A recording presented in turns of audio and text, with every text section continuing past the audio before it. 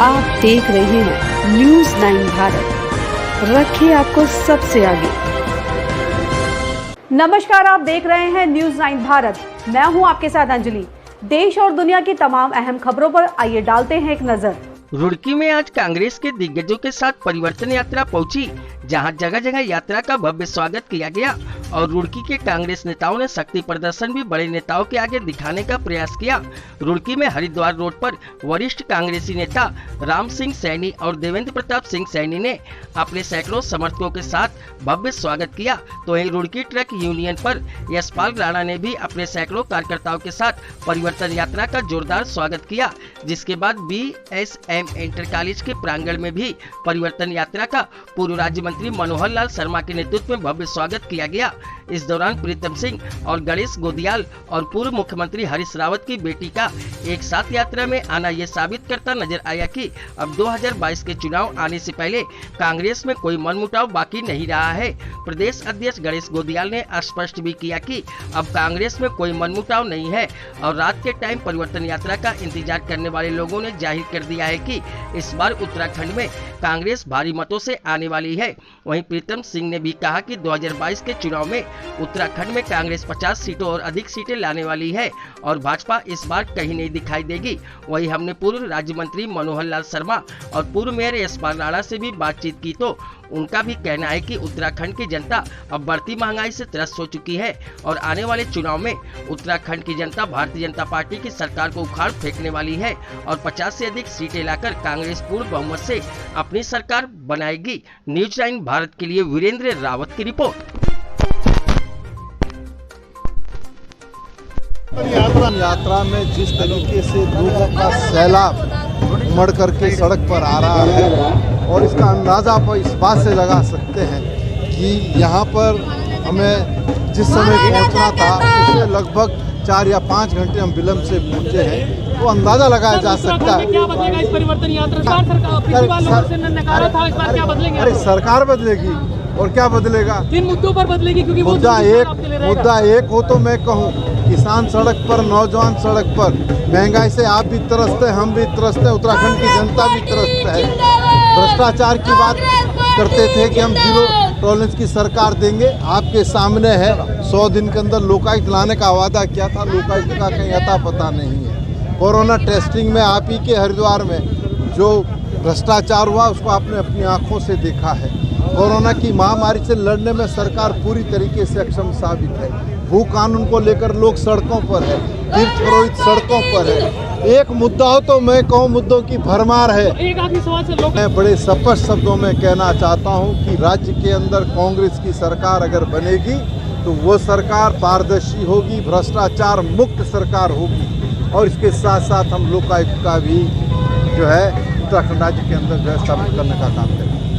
का इस परिवर्तन यात्रा के रूप में शानदार आगाज हो चुका है। इस प्रदेश की जनता ये मन बना चुकी है कि आने वाले 2022 के चुनाव में इस जन विरोधी भारतीय जनता पार्टी की सरकार को उखाड़ फेंकना है और इस प्रदेश को अगर सही तरीके से कोई सरकार चला सकती है तो वो कांग्रेस की सरकार है। जनता ने ये मन बनाया है 2022 में कांग्रेस की सरकार की वापसी करेंगे। परिवर्तन यात्रा निकाल रहे हैं, क्या सिचुएशन लगी है आपको हरिद्वार में? जी, आप गए हैं, परिवर्तन यात्रा बहुत मजबूत स्थिति है, हमारी उम्मीद से भी ज़्यादा।